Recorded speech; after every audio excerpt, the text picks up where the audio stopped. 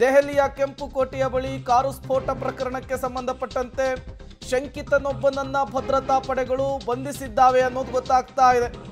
ಘಟನಾ ಸ್ಥಳದಲ್ಲಿ ತನಿಖಾ ತಂಡದಿಂದ ತಪಾಸಣೆ ಮುಂದುವರೆದಿದೆ. ಸ್ಥಳದ ಇಂಚಿಂಚು ಮಾಹಿತಿಯನ್ನು ಕೂಡ ತನಿಖಾ ತಂಡಗಳು ಸಂಗ್ರಹಿಸ್ತಾ ಇದ್ದಾವೆ. ದೆಹಲಿಯ ಕೆಂಪುಕೋಟೆಯ ಬಳಿ ಕಾರು ಸ್ಫೋಟ, ಪಬ್ಲಿಕ್ ಟಿವಿ ಗ್ರೌಂಡ್ ರಿಪೋರ್ಟ್ ಅನ್ನು ಮಾಡ್ತಾ ಇದೆ. ಈಗಾಗಲೇ NSG, NIA, ATS ಸ್ಥಳದಲ್ಲಿಯೇ ಬೀಡು ಬಿಟ್ಟಿರುವಂತಹದ್ದು. ಪ್ರತಿಯೊಂದು ಜಾಗವನ್ನು ಕೂಡ ಇಂಚಿಂಚಾಗಿ ಶೋಧಿಸುವಂತಹ ಕೆಲಸವನ್ನು ಮಾಡ್ತಾ ಇದ್ದಾರೆ. ನಿಜಕ್ಕೂ ಇದು ಭಯೋತ್ಪಾದಕ ಕೃತ್ಯನ ಅನ್ನೋದು ಈಗಿರುವಂತಹ ಅನುಮಾನ ಮತ್ತು ಪ್ರಶ್ನೆ. ಆ ಸ್ಫೋಟದ ಭೀಕರತೆ, ಅದರ ತೀವ್ರತೆ, ಆ ಜಾಗವನ್ನು ನೋಡ್ತಾ ಇದ್ದಂತಹ ರೀತಿ ಈ ಅನುಮಾನವನ್ನು ಮತ್ತಷ್ಟು ಜಾಸ್ತಿ ಮಾಡ್ತಾ ಇದೆ. ಇವತ್ತು ಹರಿಯಾಣ ಮತ್ತು ಜಮ್ಮು ಕಾಶ್ಮೀರದ ಹಲವು ಕಡೆಗಳಲ್ಲಿ 9 ಜನ ಉಗ್ರರನ್ನ ಪೊಲೀಸರು ಬೇಟೆಯಾಡುವಂತಹ ಕೆಲಸವನ್ನು ಮಾಡಿದರು.